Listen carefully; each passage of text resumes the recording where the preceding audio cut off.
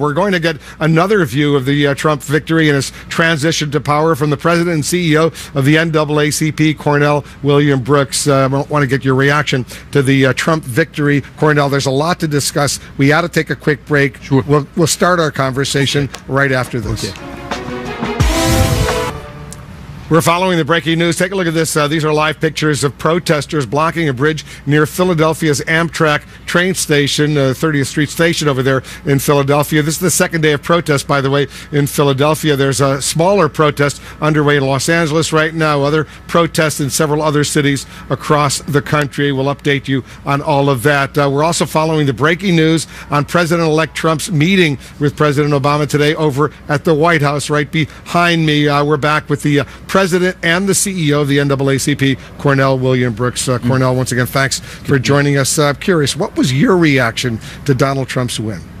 I think, like a great many Americans, given all of the predictions, I was surprised and concerned, alarmed. The reason being is that the country has survived a presidential campaign in which we have seen literally misogyny mainstreamed, anti-Semitism normalized, racism regularized, if you will.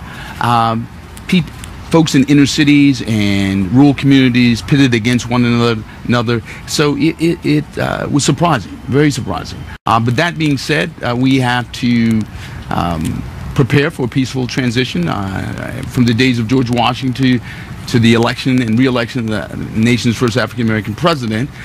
We've enjoyed peaceful transitions. That being said, I would note this. The president-elect was elected without the popular vote, likely with suppressed votes. In the first presidential election in 50 years without the full protection of the Voting Rights Act.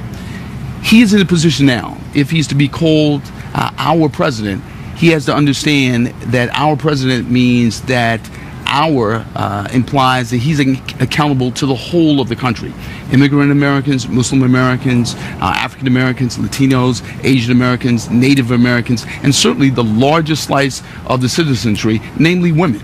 And that suggests that he has to speak in ways that bring the country together. He says he wants to be the president of all Americans. He's been saying all the things he should be saying since he won, since he defeated Hillary Clinton. What was your reaction when you saw the exchange? He met with 90 minutes with President Obama in the Oval Office today, and they both were very complimentary, and they emerged, the president saying it was an excellent meeting. Well, let's put it this way. It is said that you campaign in poetry and govern in prose, but we've seen a campaign that's represented obscenity, so we can only hope that we're going to turn that into prose. And what that means is specific policies that bring the country together. Here's what we see. In this campaign, it's not been merely about offensive rhetoric, but also offensive policy. So rhetoric that otherizes and ostracizes and demeans Muslims, and an immigration policy that suggests an entire religion being banned from the country. It's not just that he's spoken about the African American community as the African Americans, but he has also put forward a policy under a philosophy of law and order that has been held to be unconstitutional, namely stop and frisk. And so this represents not just a shift in rhetoric or a shift in the optics, i.e. meeting with the president, but a shift in policy.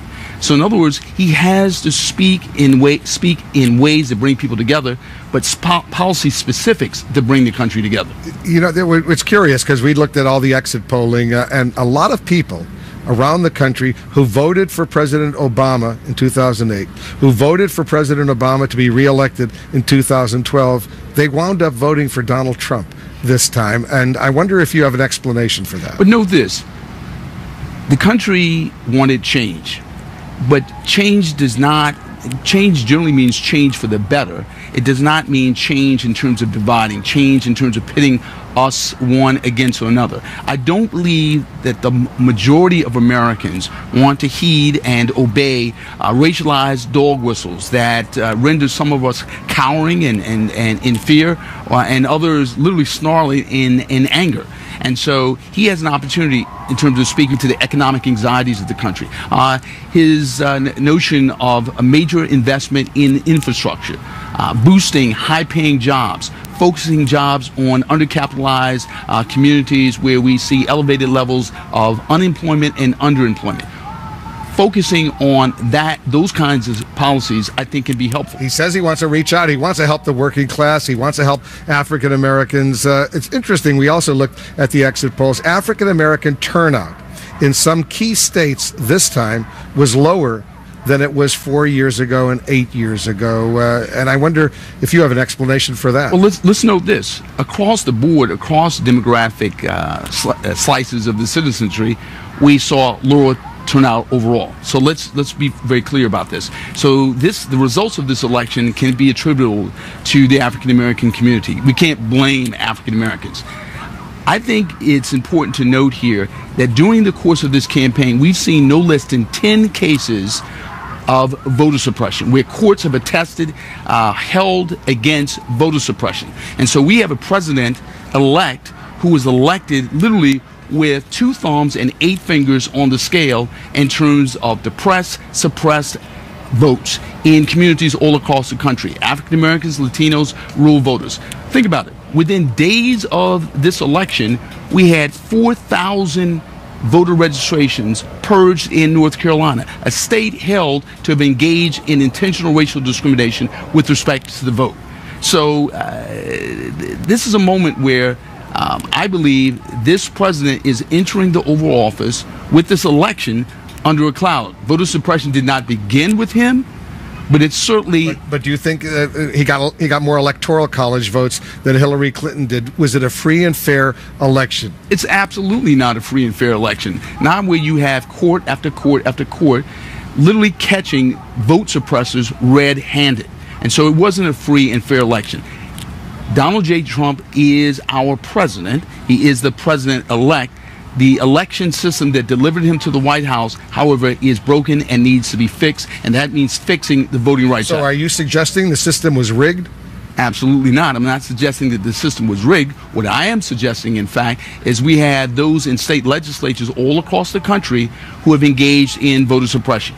We have court after court, the Fourth Circuit, the Fifth Circuit, that have attested to this. And so the point being here is not so much that the system is rigged, it's that the Voting Rights Act is broken, clearly.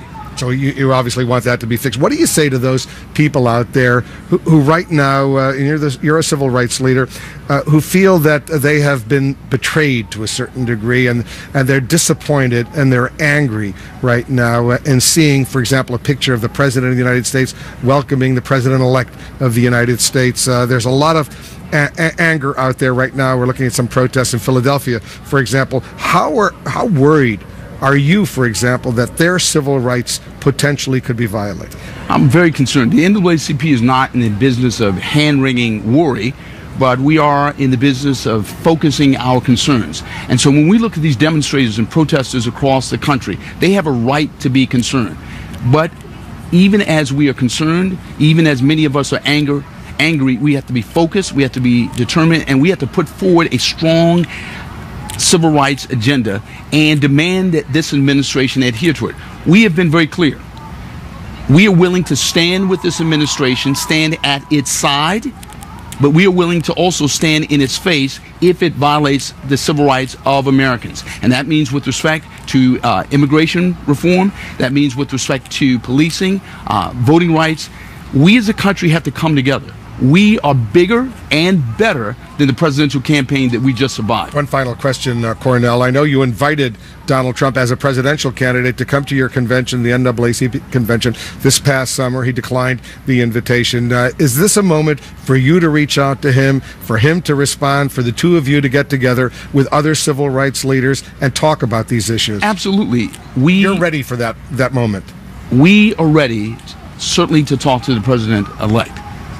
But the question is, we need a conversation and a dialogue that's robust and honest, and that recognizes how deeply divided the country is, how badly broken the Voting Rights Act is, and how wrong-headed some of his policies that he's called for in terms of stop and frisk are. That kind of honest, frank conversation is certainly necessary. But we ask that the president-elect certainly come to the table really recognizing the state of the country. Look over our shoulder. The folks behind us, those protesters, those demonstrators, they represent the whole of the country, and they're part of the country. So you're going to reach out to the president-elect? Absolutely. Okay. Cornell. Thank you. Thanks very much for joining us, Cornell William Brooks, the president and CEO of the NAACP. Just